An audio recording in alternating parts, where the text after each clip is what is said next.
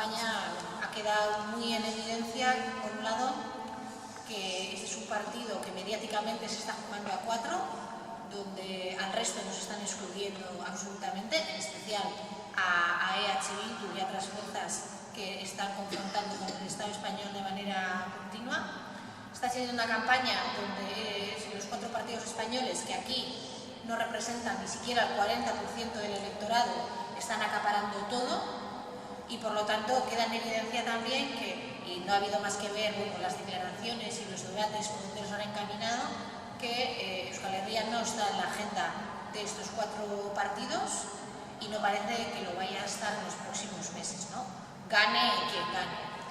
Yo creo que desde aquí la realidad se ve muy diferente. Como decía, esos 4 partidos aquí representan una parte muy pequeña, cada vez más pequeña del electorado de Euskal Herria, ¿no? Y porque aquí los problemas que tenemos o las realidades que vivimos son totalmente diferentes. Por eso, desde EH Bildu hemos planteado a lo largo de esta campaña que es necesario que tengamos una agenda propia, al margen de lo que estén planteando en el Estado español, y que esa agenda la tenemos que elaborar entre todos y todas aquí y para los ciudadanos y ciudadanas de Euskal Herria, ¿no? En nuestra agenda está claro que el proyecto independentista es uno de los principales proyectos que defendemos, pero un proyecto independentista que traiga con él una soberanía total, ¿no? No por ser independiente se es soberano, y eso lo hemos podido ver en ejemplos como Grecia, y por lo tanto nosotros lo que queremos es no solo la independencia para Euskal Herria, sino también la soberanía total para tomar las decisiones, el conjunto de las decisiones que los ciudadanos y ciudadanas de Euskal Herria necesitamos. Y ese es un poco el eje principal de nuestra campaña, de nuestra agenda, elaborar y trabajar un proceso independentista, evidentemente dentro de un marco general del que no somos ajenos, ¿no? Entonces, bueno, planteábamos hablar con Irantzu de esta agenda independentista que tenemos, ¿no? En un primer bloque, pues plantearle otras experiencias independentistas como las de ella, que cree también en un segundo bloque que la agenda independentista nuestra debe de trabajar o debe de reforzar en los próximos meses, y luego un tercer bloque sobre a qué vamos a Madrid, ¿no? Y por qué es necesario estar allí. Sobre Irantzu creo que no hace falta decir mayor cuestión, lo único, con alguna cosilla que es de Portugalete. Como ella misma se presentó en la campaña, que es hija y nieta de Sardinera, ¿no? Que la conocemos muchos de nosotros a través de los medios de comunicación, distintos medios de comunicación donde colabora, no solo ITV, sino también con su programa de Tornillo en la Tuerca y otras publicaciones feministas también, pero bueno, que vive y come de una empresa de economía social en la que trabaja, ¿no? En donde hace asesoramientos en cuestiones de género, de igualdad y todo eso. Y ahora está en esta historia, luego supongo que nos contará su experiencia o cómo lo está viviendo ella, ¿no? Pero bueno, igual empezando por ese primer bloque, plantearte que evidentemente nosotros apostamos por adquirir el conjunto de la soberanía, una soberanía total. No somos ajenos a otros procesos independentistas que han existido en nuestro entorno, y tú cómo los ves, ¿qué crees que podemos aprender de esos proyectos independentistas que tenemos? Puede ser en Escocia, en Cataluña, algún otro más. Sí, yo creo que hemos hecho muy bien el paso de tratar de aprender de otros proyectos, ¿no? Que además tienen realidades tan diferentes a la trayectoria que ha podido ser la nuestra. Creo que además lo vimos en Alternativa NRI, a la gente que pudisteis estar en Bilbao, que a mí me pareció una mesa interesantísima, ¿no? La que se hizo con gente, con David Fernández y con Kat, que yo habíamos sido más conocida, pero que fue muy interesante, pues porque hay algunas cuestiones que es más fácil aprenderlas y es más fácil no cometer los mismos errores si ves cómo funciona en otros espacios, ¿no? Por ejemplo, hay una cuestión que yo creo que es muy propia del proceso catalán, que es que han entendido muy bien que hay que hacer mucha pedagogía y que hay que tener clara que al final todo proceso independentista tiene una componente identitaria, porque no queremos ser por alguna razón queremos ser Euskal Herria independiente y queremos que esté, pues, que Zuberoa y no que esté Asturias, que nos pille igual más cerca, ¿no? Pero que tiene que tener otros componentes. Además hay una cosa que yo creo que la propaganda española y la propaganda nacionalista española que ha hecho muy bien, que es plantear nuestra propuesta independentista como una cuestión muy identitaria. Obviamente tenemos una identidad como pueblo, tenemos una cultura riquísima, tenemos una lengua, tenemos folclore, tenemos una identidad propia, pero no queremos ser independientes para estar todo el día bailando danchas o cocinando bacalao pil pil, que eso además es algo que por suerte ya podemos hacer, pero se ha tratado de vaciar de contenido el proyecto político, social y económico que hay detrás. Y yo creo que a la propaganda española ha salido muy bien, ¿no? Parece que el otro decía yo que les ha salido muy bien plantear que la gente independentista vasca parecemos una especie de boronos y boronas que queremos estar todo el día cortando troncos, y el independentismo catalán es una gente que son un poco cutres y un poco ratas y que lo único que quieren es quedarse con su dinero. Y creo que eso, al menos en España, ha funcionado. Pero yo creo que en Cataluña, por ejemplo, el proceso catalán, una cosa que ha hecho muy bien, un trabajo de tiempo y muy pedagógico, ha sido asumir primero que la calle, que la gente organizada, que la gente politizada tiene muchas más posibilidades, o sea, tiene posibilidades de hacer prácticamente lo que considere, ¿no? Que es difícil imponerle a un pueblo solo desde una estructura de poder centralizado y represor una voluntad que choca contra la voluntad de esa gente. Entonces yo creo que han trabajado mucho con la idea de organizar lo más posible a mucha gente y el hacerlo a través de la pedagogía. Yo creo que ahí tenemos un trabajo que aprender. Muchas veces en Euskal Herria la gente independentista hemos dado por sentado que independentista eres, ¿no? Entonces ya que tú eres independentista, naces independentista y ya eres independentista el resto de tu vida. Y quien no sea, nos parece como... No vemos gente aliada potencial ahí.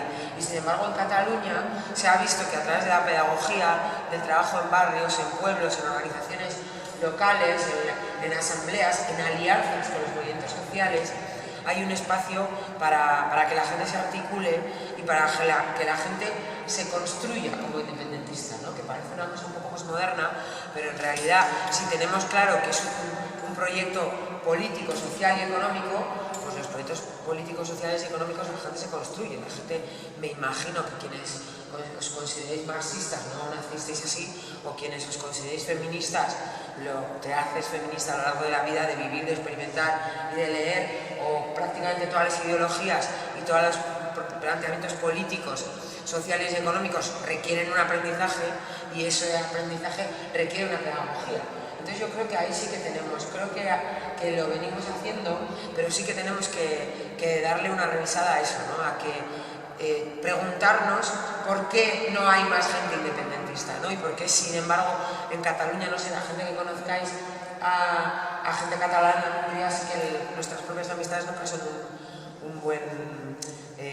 una buena muestra para una encuesta, pero yo tengo gente muy cercana catalana que hace 10 años ni era independentista ni se le pasaba por la cabeza, y ahora repiten el discurso de las CUP como si lo hubieran pensado toda la vida, ¿no? Entonces ahí yo creo que sí que tenemos que asumir que tenemos que ser cada vez más gente, que para eso tenemos que estar cada vez más gente politizada, y que tenemos que hacer un esfuerzo para explicar muy bien cuál es nuestro proyecto, ¿no? Y que habrá mucha gente que va a llegar al proyecto independentista desde lo identitario, desde lo cultural, desde el corazón, pero que también va a haber mucha gente que va a llegar desde la pedagogía y desde que le expliquemos por qué tenemos independentistas, ¿no? Que es una cosa que yo estoy contenta porque llevamos varias semanas explicando, y es una cosa que resulta hasta fácil, ¿no? Como pues tenemos un proyecto y queremos crear entre nosotras y nosotros, mujeres y hombres libres, el pueblo en el que queremos vivir.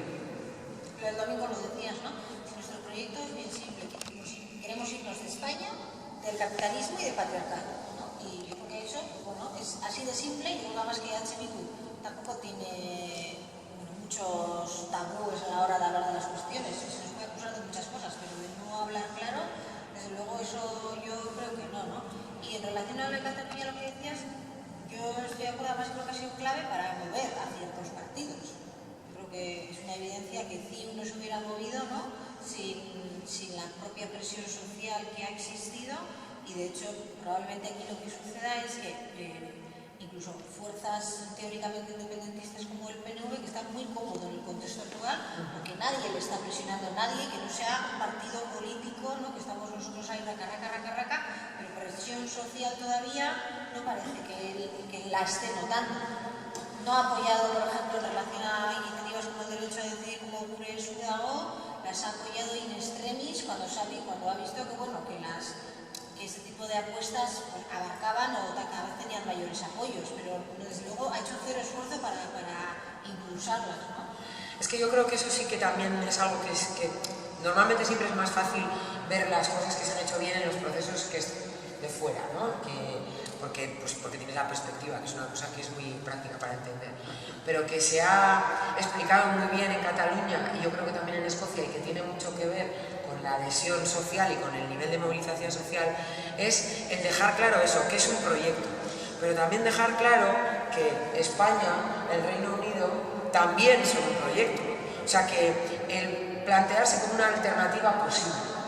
Una de las cuestiones que yo creo que es uno de los problemas que tiene el PNV, que tiene muchos, a mi entender, es que no plantea, que se plantea como una alternativa más o menos geográfica, pero tampoco con demasiado ahínco, tampoco hay un discurso independentista muy alto, igual en el Alberdi o así, pero poco más, o en el Aberri, que se vienen arriba, pero no plantean una alternativa. Y creo que una de las cosas que ha hecho bien el proceso catalán, y también está haciendo muy bien el proceso escocés, es dejar claro que hay alternativa, que España, el Reino Unido, son un proyecto político, social y económico, que no son el único y que no son una realidad incuestionable de la que no te puedes ir ni de la que no te puedes escapar, y que hay otro proyecto que es una alternativa. Entonces, por eso, cuando nosotros decimos que nos queremos ir de España al capitalismo y al patriarcado, es un poco el plantear lo que es lo contrario de este proyecto, ¿no?, el proyecto de Euskal Herria que tenemos. Pues porque España es un proyecto político en el que el jefe del Estado es un señor que el único mérito que ha hecho ha sido nacer con genitales masculinos hoy estoy emocionada, genitales masculinos, me de macho, digo. Pero le puso Franco a su padre, vete tú a saber por qué méritos, ya los imaginamos, y luego él nació macho y por eso está. Ese es el jefe del Estado. De ahí para abajo, ¿qué clase de proyecto nacional tienes? ¿Y cómo son las instituciones en España, ¿no? ¿Quién gobierna y al servicio de qué? O sea, lo has dicho tú muy bien antes el ejemplo de Grecia. Hoy en día, en determinados foros, se puede ser un país, se puede ser independiente, pero se puede estar absolutamente al servicio y en la obediencia de los intereses económicos y de instituciones internacionales que nadie ha elegido, como la Troika. En la Troika, entre otras instituciones, está la gente del Fondo Monetario Internacional, cuya presidenta, Christine Lagarde, dijo el año pasado que había el peligro de que las personas viviéramos demasiado como para que el sistema pudiera soportarlo. Claro, ¿de qué instituciones estamos hablando? ¿Al servicio de quién están esas instituciones? ¿De los intereses económicos? ¿Del IBEX 35? ¿De que suba o baje la prima de riesgo, que yo nunca sé lo que es lo bueno? ¿O de que las personas tengamos vidas dignas de ser vividas? Entonces, eso es plantear, ¿no? Tenemos un proyecto cuyo marco geográfico es Euskal Herria, pero que el proyecto político, en el sentido literal, es, el político entiendo que ya sabéis que viene de poder, y entonces lo que queremos plantear es qué tipo de poder queremos que se ejerza, cómo queremos que se ejerza y para quién queremos que se ejerza, es decir, de qué instituciones nos queremos dotar y a quién deben responder esas instituciones y cuál es su prioridad. Entonces queremos vivir en un pueblo en el que la prioridad de las instituciones sea pues que las personas vivamos mejor, que vivamos vidas dignas de ser vividas, no que tengamos más hipotecas o que consumamos más coches de primera mano o que tengamos más segunda vivienda, sino que vivamos mejor, o sea, que la prioridad de las instituciones sea poner la vida de las personas en el centro y no los intereses del mercado o los dividendos del IBEX 35, ¿no? Y por eso decimos lo de salirnos del capitalismo, ¿no? Porque estamos con el capitalismo pasa un poco como con España, que parece una indivisible e indestructible. Y el capitalismo se nos ha vendido como un sistema del que no se puede salir y que siempre ha existido. Cuando el otro día no me acuerdo quién era, pero contaba si el tiempo que llevamos la humanidad sobre la Tierra fuera un día entero, el capitalismo serían los 10 últimos minutos. Es decir, hay vida pre, post y fuera del capitalismo, y de hecho es un sistema que hasta, el nombre, cuando nos acusan al feminismo de tener un nombre poco apropiado, capitalismo tiene un nombre súper apropiado. Está pensado para servir a los intereses del capital y las personas somos recursos humanos al servicio del capital. Entonces aquí las personas no importan. Entonces claro que hay una alternativa y claro que la tenemos que construir y además tenemos propuestas para construirla, ¿no? Y yo creo que, por ejemplo, en el proceso escocés se está trabajando mucho eso, ¿no? El ver como el hacer pedagogía, explicar a la gente que hay que exigir que tener un trabajo, un empleo, sea lo suficiente como para tener unas condiciones de vida dignas, o como se nos está tratando de hacer ver ahora, que los derechos laborales son privilegios, cuando lo mismo que hace un siglo un obrero nunca se hubiera imaginado que iba a tener jornadas laborales de 8 horas y un mes de vacaciones pagadas. Pero a ver quién se iba a creer hace 30 años que ahora se podía tener un empleo y sin embargo no tenías garantizada una vida digna, básica. Que íbamos a estar hablando de sueldos de 400 euros y de jornadas laborales interminables y de que hubiera partidos políticos como Ciudadanos que están planteando que tengas que devolver el dinero que te han pagado si el despido es procedente, ¿no? Entonces, estamos viviendo una involución social en nombre del capitalismo, ¿no? Como nos dicen que ha sido una crisis y que hemos venido aquí y nadie sabe cómo, nos hacen creer que tenemos que renunciar a nuestros derechos básicos, cuando en realidad esto es el devenir natural del capitalismo, llevarnos a un punto en el que nos consideremos recursos humanos y no personas, y que consideremos que los derechos laborales básicos son privilegios, ¿no? Como especie de regalos que te hacen. Tener contrato, vamos, parece algo, ya tener un contrato, bueno, contrato, acordaros, hace 10 años lo que nos parecía un contrato indefinido. Nos parecía una cosa como que yo tenía un contrato indefinido y dejé la organización en la que trabajaba. Y ahora no sé si conozco a alguien que tenga un contrato indefinido, no sé ni si existe ya, ¿no? Entonces, poco a poco, en nombre de ese sistema se nos ha hecho ir creyendo que había que renunciar a cosas que eran conquistas que nos las hemos currado desde la lucha obrera y desde el movimiento sindical, ¿no? Entonces, por supuesto que hay alternativas de modelos de producción, de modelos de consumo, de cómo se garantizan los derechos laborales y de cómo se garantizan los derechos sociales. Este sistema en el que estamos, que la vida de las personas es justo un recurso para que las fábricas y las empresas sigan funcionando, fijaros, se ha visto muy claramente cuál es el proyecto social, político y económico del capitalismo. Se ha visto en Grecia, haciendo una lectura yo soy experta en hacer lecturas muy simples de fenómenos complejos. Pero ¿cuál ha sido el problema?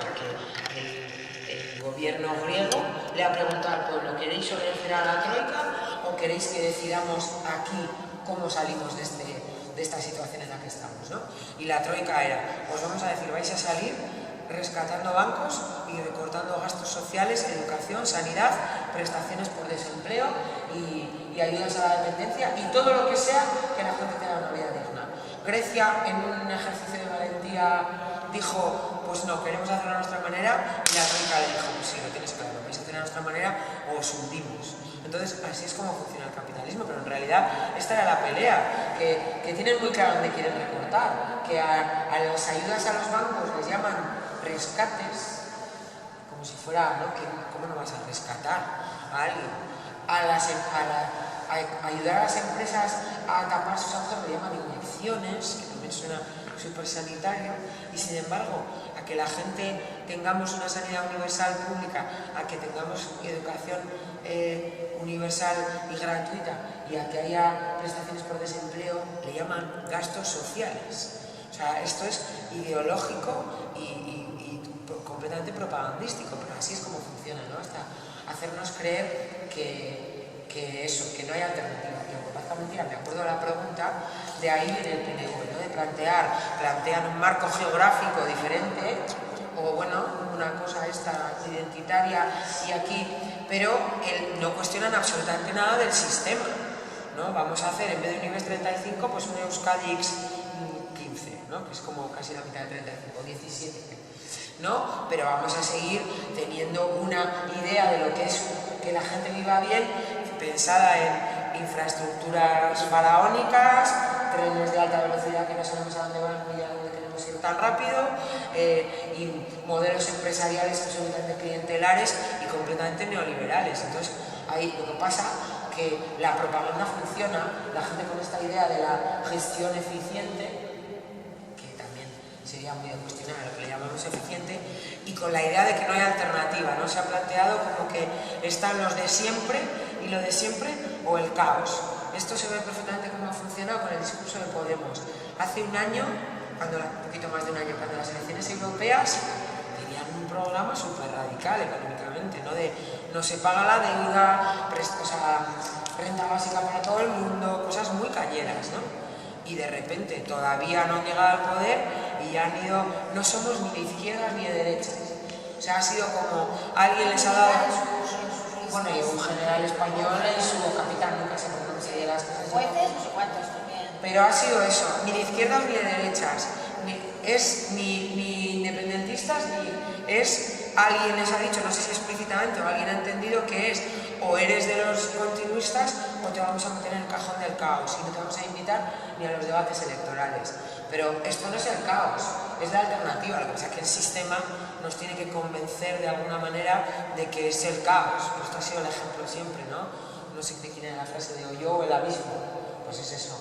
Pero nosotras sabemos que no es el caos. Y en todo caso, lo que decía el otro día, pues si somos unos idealistas y nuestros planteamientos están trasnochados, por lo menos vamos a probar, ya que lo que tenemos ahora es una mierda y nos han traído a la mierda, y en esta situación en la que estamos esto va a ir solo a peor, pues por lo menos vamos a probar a hacer nuestra propia construcción, ¿no? Y con nuestros planteamientos. Y también yo creo que eso del catalán tendría más mis observaciones, por ejemplo, el tema de irnos del patriarcado, ¿no? El discurso de las CUP, creo que ahí tenemos que aprender, y creo que hemos aprendido en Euskal Herria Bildu, que se puede decir feminismo a gritos, que se puede decir feminismo en los mítines y que se puede hacer así en los mítines, y aún así la gente, incluso los hombres, que siguen votando. Creo que lo hemos aprendido. Lo diría más en genérico, pero lo estamos aprendiendo. Pero es que, y en el escocés también, ¿no? Hay un discurso abierta y explícitamente feminista. Y creo que esto es algo que la izquierda hay otras experiencias de izquierdas que ya han cometido el error, ¿no? De pensar que estaba primero la lucha principal y luego la lucha de las mujeres, como si fuera primero una lucha solo de las mujeres, que no lo es. Pero ya de entrada las mujeres en Euskal Herria somos la mitad de la gente, con lo cual, si está la lucha de las mujeres, está también la lucha de los hombres, pero la lucha de Euskal Herria tiene que ser de unas y de otras.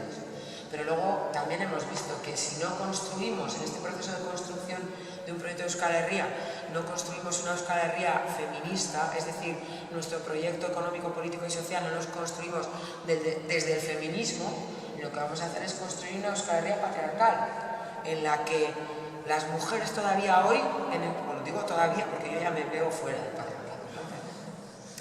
En Euskal Herria las mujeres cobramos un 27% menos que los hombres. Fijaros que en el mundo salió, en el mundo mundial, no en el periódico, o sea, en el planeta, ayer salió un informe del PNUD, del Programa de Naciones Unidas, que decía que las mujeres cobramos un 24% menos que los hombres en el mundo, con lo cual en Euskal Herria, datos del movimiento sindical del año pasado, estamos peor que la media. Es decir, la mitad de la clase trabajadora vasca cobra menos que la otra mitad por el mismo trabajo porque sí. Esto no es una cosa que tiene que interpelar al feminismo, ni siquiera solo a las mujeres, nos tiene que interpelar como clase trabajadora, como personas que creemos en la justicia social y como movimiento sindical. No puede ser que la mitad de Euskal Herria cobre menos que la otra mitad porque sí, cobra menos que la otra mitad porque estamos en un sistema en el que todavía las mujeres somos trabajadoras de segunda. Pero es que las mujeres en Euskal Herria también seguimos haciendo el 80% del trabajo gratuito de cuidados. Que yo digo cuidados y suena como a llevar a los chiquis al parque y así. Pero cuidados es pensar lo que hay en la nevera, cuidados es limpiar la cosa negra esa que sale en los azulejos del baño, cuidados es tener en la cabeza todo el trabajo que hay que hacer para algo tan fundamental como que la vida continúe. Es decir, todos los trabajos que tienen que ver con la reproducción de la vida, que no son solo parir y amamantar, sino que son estar pendiente de todas las personas desde que nacemos hasta que morimos, somos dependientes de las otras personas. Pues todo ese trabajo de que no se caiga la casa ni nos muramos entre suciedad, ni nos muramos de hambre, y alguien nos lleve al pediatra cuando tenemos 1 año, y alguien nos lleve al médico cuando tenemos gripe, y alguien compre medicamentos para la garganta cuando tenemos bronquera como yo. Todo eso lo seguimos haciendo el 80% también en Euskal Herria las mujeres, y por supuesto gratis, porque lo hacemos por amor. Que el amor es una cosa muy bonita cuando es por otras cosas, pero esto es un invento, o sea, es una excusa para explotarnos, o sea, se nos explota en el trabajo y se nos explota en casa.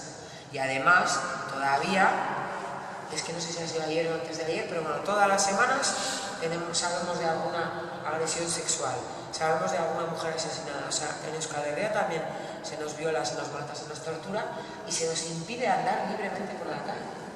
En Bilbo todavía nos acordamos de la aste nagusia que hemos tenido, que ha habido 10 denuncias por agresión sexual y son 9 noches de fiesta. O sea, más de una mujer cada noche se le ha recordado que no es libre para andar por la calle cuando, cómo, con quién, en las condiciones y a la hora que le dé la gana. Y además el alcalde dice que lacra, y que no se puede hacer nada más. Yo, bueno, cuando oí eso, sí, se ponen puntos lilas que ponen a Marijaya en una pegatina, pero luego se dice, no, esto es una cuestión política, pero también de recursos, o sea... Este año el ayuntamiento tenía un dinero para ejecutar unas obras en el que se llama Mapa de la Ciudad Prohibida, no lo ha ejecutado, no es su prioridad. O acaban de presentar esta semana el plan estratégico para toda la legislatura 2015-2019 y las políticas de igualdad no es uno de sus ejes estratégicos, ya lo sabíamos, pero bueno, ya lo han dicho públicamente, y lo que le han dado es así como una esquina, así en las páginas, en la página como 40, ahí tienen un apartado políticas de igualdad, contra de la violencia machista y tal. Además, no es como le llamaban, políticas de igualdad, pero luego ponían trabajar conjuntamente con asociaciones de mujeres y asociaciones pro equidad. Sí, porque si dice feminista se cae el cuadro de Azcuna.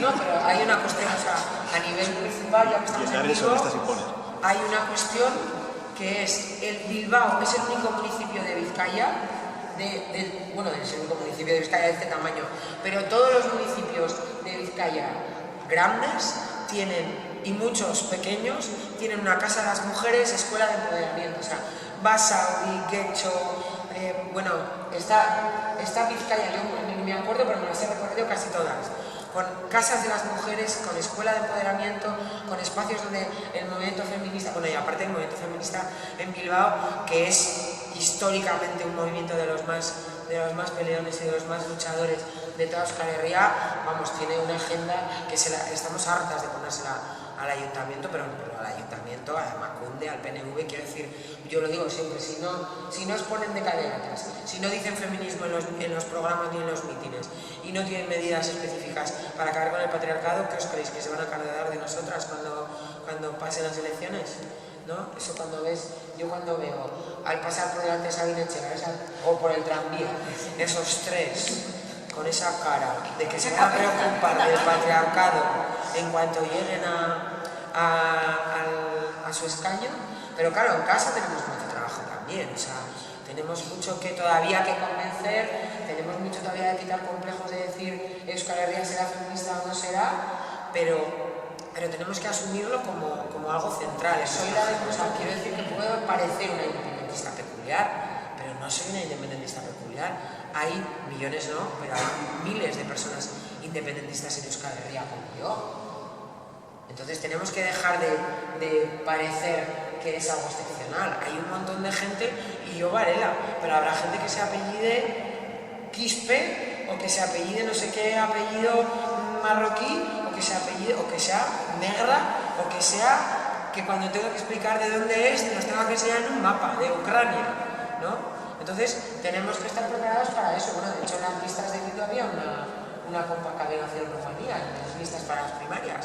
O sea, claro, es que esto, cuando decimos que no es identitario, no significa solo que no queremos estar con la chapela, que también, sino que esto es sumarte a un proyecto. El proyecto es Euskal Herria, pero el proyecto es político, social y económico. ¿Cuál es el potencial de Euskal Herria Bildu? pues el que nosotras queramos darle, hasta donde queramos llegar, a todas las personas que quieran vivir en un pueblo libre en el que la prioridad sea vivir vidas dignas de ser vividas. Pues es que a mí, quitando a 4 señores de corbata gordos que viven la mayoría en Neguri o en chalés que invitan a baservis, el resto, la clase trabajadora, la gente jatorra, como decía el otro día Antigüedad, ¿no? O sea, la gente que quiere vivir en una Euskal Herria libre y que la prioridad sea que la gente vivamos mejor. Pues ese es nuestro potencial. El techo, Euskal Herria entera, menos 4, que son pocos y cobardes y aburridos. O sea, que ese es nuestro curro. ¿Dónde está nuestro techo? Hasta donde lo llevemos. Tenemos que comer. La gente, también yo no quiero parecer ahora un poco naif, ¿no? El discurso es muy bonito. Luego hay que convencer, hay que quitarle el miedo a la gente a cambiar, ¿no? Hay gente que con tal de esta cosa tan cutre y católica y virgencita que me quedé cuando estoy, la gente prefiere quedarse como está que arriesgarse a construir algo nuevo. Como hay una, esto os va a parecer una fricada, pero hay una frase de Cayo Salustio, que era un señor muy listo de la época clásica, que decía: mucha gente no quiere la libertad, se conforman con un amo justo. Pues la gente que se conforme con un amo que parezca justo y majo, igual no se suma, pero toda la gente que quiera la libertad, con la responsabilidad que implica, hay que construir esa Euskal Herria y hay que sacarla para adelante. Pues ese es nuestro techo. ¿Y por qué crees que en ese camino, porque entiendo que tú así lo entiendes como futura senadora por Vizcaya, tenemos que estar en Madrid? Bueno, primero yo creo que hay una realidad que es la de hoy, o sea, el 20 de diciembre son las elecciones, el 20 de diciembre de 2015. Todavía no nos hemos dotado de unas instituciones propias que nos contribuyan a construir ese pueblo, que es Euskal Herria. Entonces, mientras nos dotamos de esas instituciones, Onitxa siempre dice que un día escuchaba a gente de Esquerra de Cataluña que tenían un debate sobre si Cataluña independiente tenía que tener un ejército propio o no. Pues ella decía que sentía envidia porque no estamos en ese debate, o a mí nadie me lo ha contado. Si alguien que estáis aquí tenéis el plan para poner antes del día 20 de diciembre en marcha ya el proceso de Euskal Herria libre pero efectivo, empezar a dotarnos de instituciones, avisadme. Pero mientras nos dotamos de instituciones propias, no, por desgracia, pero es la realidad, en las instituciones españolas se toman muchas decisiones que nos atañen directamente. El año pasado por poco nos dejan sin derecho a decidir sobre la maternidad y sobre nuestro cuerpo. El año pasado nos han impuesto una reforma al sistema educativo en el que, aun con las... me voy a quedar fatal por no acordarme de esta palabra. ¿Cómo es la capacidad que tenemos para decidir desde aquí? Gracias. Las competencias que tenemos aún así nos influyen. Es decir, en Madrid se toman muchísimas decisiones que todavía hoy por hoy, y mientras nos dotamos de nuestras propias instituciones, nos atañen. Entonces hay que estar allí para que no tomen las decisiones por nosotras y por nosotros. Pero también es verdad que por mucho que nos gusta pensar en las instituciones españolas como sitios horrendos donde hay señores fachas malvados, también es verdad que hay gente de otras opciones políticas con la que tenemos un montón de cosas en común. Incluso el proceso independentista, aunque ellos y ellas lo quieran desarrollar en otro marco. Entonces, con las fuerzas independentistas catalanas, gallegas, en las que puedan surgir, que esto será ponerse a empezar, con las fuerzas de izquierdas, con los movimientos sociales, ahí se generan alianzas. Onitxa siempre dice que en Madrid está el poder político, pero también, o sea, en el sentido, el Parlamento, está el poder del gobierno, pero también están los medios de comunicación, los movimientos sociales, o sea, también hay espacios de poder y que pueden generar marcos para generar alianzas que nos interesan mucho, porque no queremos una Euskal Herria libre porque nos creemos que somos el pueblo elegido, sino porque es el marco que hemos elegido para desarrollar un proyecto político, social y económico de izquierda, feminista y anticapitalista. Pero lo que no queremos nosotras, no, para nosotras no lo queremos tampoco ni para Murcia, ni para Cuenca, ni para Andalucía, ni para Galicia. Entonces podemos hacer alianzas para que las otras personas y otras fuerzas que están en la misma pelea por hacer sociedades y pueblos dignos, ahí es donde podemos hacer alianzas. Entonces, y luego hay una razón que esta es muy, puede ser muy graciosa, como decía el otro día, ¿no? Que una en el público se emocionaba, por desobedecer. O sea, votar a Euskal Herria Bildu en estas elecciones en Vizcaya, creo, está muy feo que lo diga yo, pero te da el privilegio de desobedecer. Porque es tan profundamente desobediente que seamos Olincha y yo, las cabezas de lista, les va a dar algo, no por lo que les vaya a dar que eso me da igual, sino es tan profundamente desobediente que dos mujeres feministas que decimos que lo somos y que no respondemos a lo que es una mujer, como se entiende esto en España, nos mires por donde nos mires, eso es profundamente desobediente, porque les dices, somos feministas y nos atrevemos a poner mujeres en la cabeza de lista. Ponemos a mujeres que no son hombres con el pelo largo, sino que no reproducen el discurso, porque nosotras es eso, nosotras llevamos planteando nuestro discurso, espero que os haya parecido, tiene muchas más componentes, pero es un discurso abiertamente feminista. Ayer tuvimos un acto en una que a mí casi me da un patatús de emoción, somos una fuerza política que se atreve a decir feminismo alto y claro. Y nuestro proyecto es de izquierdas, independentista, soberanista y feminista. Eso es tan desobediente. La cara que se te va a poner si aparezco yo un día en el Senado a muchos, solo por ese gusto irridir, o sea, por el gusto de desobedecer no porque sí, sino por lo profundamente revolucionario que es desobedecer en espacios donde no hay sitio para la desobediencia o creían que no la había. ¿Y a ti qué te parece que además te hayan elegido para que vayas tú? Porque claro, una cosa es que sean dos cabezas de lista mujeres, otra cosa es que seas tú la que vayas a ir. Porque acuérdate cuando yo te dije, te voy a proponer, cuando te dijeron, se te propuso y dije, te voy a votar. Y tú dices, no me metéis en ese lío, no me metéis en ese lío. Y al final accediste y además te elegimos para que fueras. Bueno, a mí me parecen unos niveles de inconsciencia elevados, pero porque yo como Groucho Marx, que decía que desconfiaría de un club que le permitiera ser a él socio, me parece especialmente osado poner a una figura como yo, no porque sea una loca insustancial, que solo lo soy en los espacios y en los momentos imprescindibles, sino porque yo, sobre todo mi proyección pública, es desde el feminismo radical y irreverente, además. O sea, las personas que conozcáis el espacio que tengo yo en La Tuerca es un espacio especialmente irreverente. Yo les decía en las primeras reuniones, o sea, yo salgo en mis vídeos bebiendo de la copa menstrual, salgo diciendo cosas que yo soy, por eso la última frase que digo siempre en cada espacio es hasta la próxima vez que nos dejen salir, porque siempre pienso, no me van a volver a dejar salir. Incluso en ETV, ¿no? Que a veces digo cosas que digo, bueno, hoy es el último día, pero me queda manchado. Me acuerdo cuando todavía tú eras candidata, que a mí me representaste cuando se abrió Mercadona en Cantabria, bueno, no sé dónde fue, la gente fue a hacer cola y sacaron en el programa que Yolanda, la gente haciendo cola y en la puerta de Mercadona no sé cuántas horas y no sé cuántos minutos hablando del tema, ¿no? Y cuando se acabó el vídeo, coge esta y dice, es que la gente es gilipollas. ¿Qué es lo único que se te ocurre? O sea, en esos momentos, porque es verdad que hace la gente 2 horas haciendo cola para entrar al Mercadona, pero que igual, yo ahora pues, si lo digo, pues casi pasa algo. Queda un poco mal, ¿no? O igual depende de qué perfil tenga cada uno, me pega más o menos. Porque es lo que piensa todo el mundo, por lo menos yo, cuando en Mercadona la gente estaba haciendo cola o cuando en el Starbucks, aquí en el Corte Inglés también, estuvo la gente haciendo cola. Sí, lo que pasa es que cuando eres tertuliana, que es una cosa que yo nunca me imagino que porque es como muy cutre, en portugués es faladora, que es mejor también.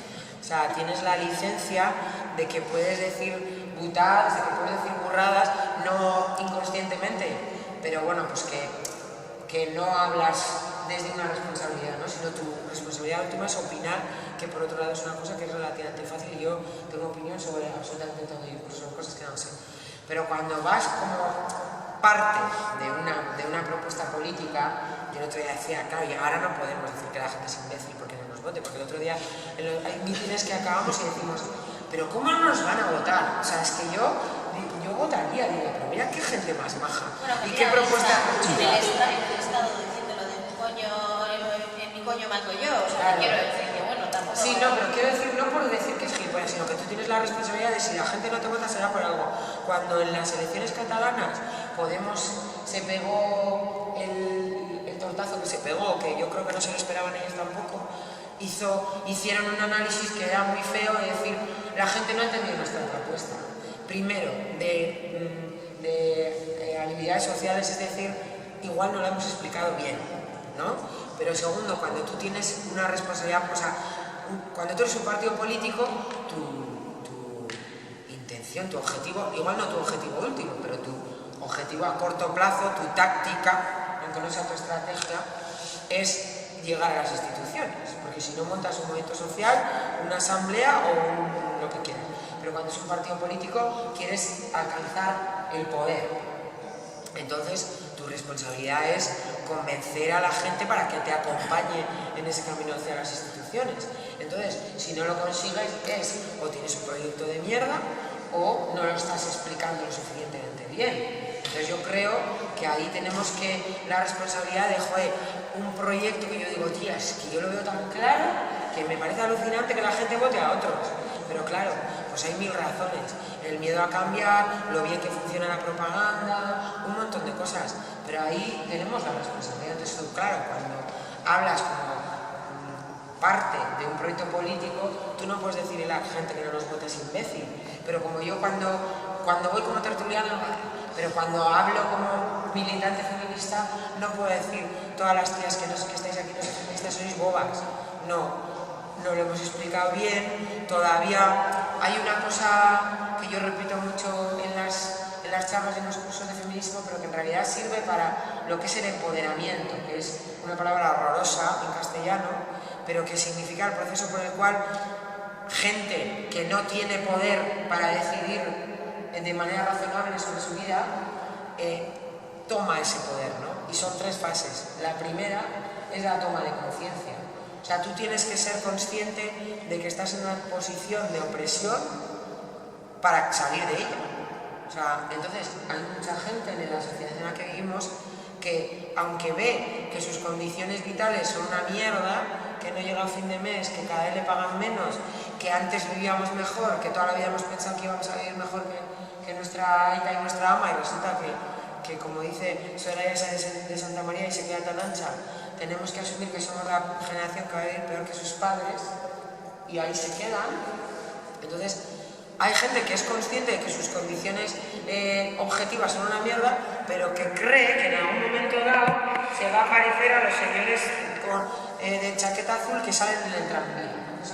El otro día lo decía una, ¿por qué la gente vota a Berlusconi? ¿Por qué le votan a Capriles en Venezuela? ¿Por qué los pobres votan a Capriles en Venezuela? Que no se puede ser más de la oligarquía blanca, rancia, vetusta y neoliberal, capitalista, chunga. Pues porque creen que algún día pueden ser como él. O sea, porque que en Euskal Herria pasa eso también. La gente, si se para, no todo el mundo podemos ser como los que salen en la pancarta gigante del PNV o en el tranvía, pero hay gente que cree que sí, ¿no? Este es el truco del capitalismo, venderte desde una conciencia individual que tú, un día tú, porque te va a tocar el sueldo en Nescafé o porque eres la puta ama, vas a ser como ellos. Pero un análisis colectivo no aguanta eso ni por el forro. O sea, no podemos ser todos como ellos, ni queremos, pero no lo soporta. O sea, porque ellos son así a costa de hacerle favores a la oligarquía de Neguri, de que los medios de comunicación les hagan propaganda y de que el capitalismo es así. Para que vivan cuatro bien, 400.000 y 400.000 tenemos que vivir pues explotadas, porque viven a costa de nuestra explotación. Pero claro, esto es un bajón porque la primera fase es la toma de conciencia, la segunda es formarte, la mutación de herramientas, y la tercera es la organización colectiva. Y esto, claro, te tienes que militar, tienes que currar, hay que ir a asambleas cuando hay partido delante de ti, tienes que poner carteles y además vivir en la conciencia de que formas parte de un grupo y que estás en una posición de opresión, es pasarte toda la vida peleando. Y eso pues da muchas satisfacciones, pero también es agotador. Como dice, hay una frase de Simone de Beauvoir que a mí me encanta, que dice que la libertad es el camino difícil de quienes eligen la angustiosa experiencia de vivir una vida auténtica. O sea, es un camino difícil, es una experiencia angustiosa, pero es una vida auténtica. Y como dice Yayo Herrero, esto que decía Ho Chi Minh, de derrota tras derrota hasta la victoria final, pues no existe la victoria final. Camino es lo único que tenemos.